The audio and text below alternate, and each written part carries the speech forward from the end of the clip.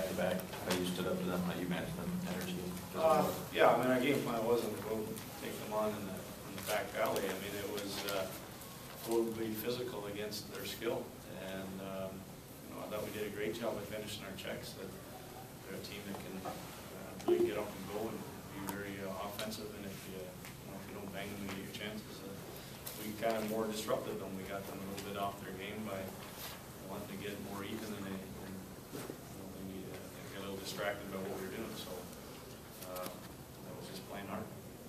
Scott Nash was just talking with us, and he said this team has to win that way. They have to win with a physical game. It can't be the finesse. It can't be the fancy stuff. It's got to be a gritty game like you played tonight. And the second part of that is not at all satisfied with just this win. He knows there's a whole lot more that needs to happen. Oh, without a doubt. You're always facing good opponents night after night, and you have to continually do the right things on a continual basis. And you know what? You talk about a physical game. To me, a physical game is winning battles on face-offs. To me, it's winning the battles on the walls. It's going to the other team's net when they're trying to hammer on you and get you out of there. That's the battle that you win. That's probably more what Rick's talking about, how hard you play on pucks. And fights happen from it, but I think us as a team, when we play with a little bit of an edge, when we play like we're pissed off, we play in the hard areas and go there first, not going there second or pulling out of there. That's usually when better things happen for us. Your decision to play Mason tonight after giving him a night off last night, you were rewarded for that.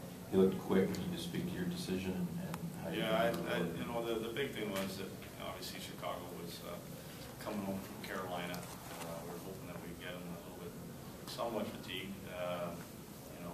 I thought that for Mace, he needed a night just to clear his mind. They sort of shut it down for one night. He was going hard, 10 straight games, and told him prior to, no matter what happened last night, he was going to be playing today. And just we didn't have him on the ice yesterday in Chicago. We just wanted him to stay fresh. He took some shots this morning for 15 minutes. And they told him to focus in on tonight. And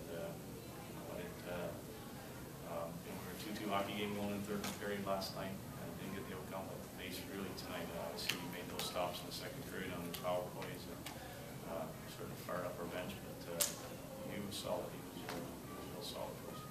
Was there something other than just Mace's play tonight that made a difference for your penalty kill? Is it? Well, they got those. I think those couple quick plays they got on that one power play in the second.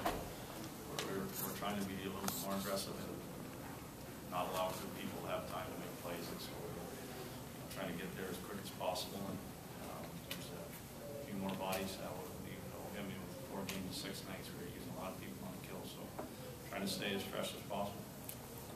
4 games in the next 15 days. How much are you looking forward to the rest, and how important is this 4-game stretch over the next 15 days? I think that we have to use obviously, number one, we get rest, they can get ourselves healed. We've got some people that could be working their way back in our lineup, which is big. Secondly, we've got some things to work on too. Let's get us a chance now to back around and hammer experience that needs to improve. Several players said that they met before the game tonight and discussed several things, one of which was how they wanted to play hard for the coaching staff, for the management, etc. Because it's inevitable when things aren't going well, things can happen. Just your feelings to that and what you saw from them tonight as it relates to that. Yeah, I knew that last night there. I told them to, we weren't going to, I didn't want anybody down at the rink this morning.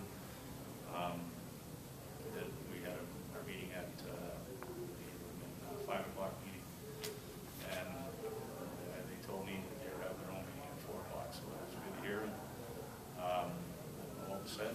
I don't care what was said. I like the fact that they got together and took control of what it is they have to take control of.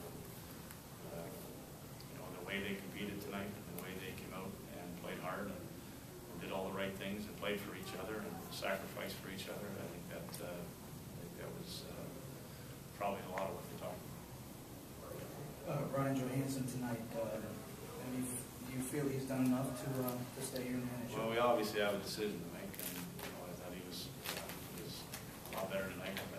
I think Matty Keller had a heck of a hockey game.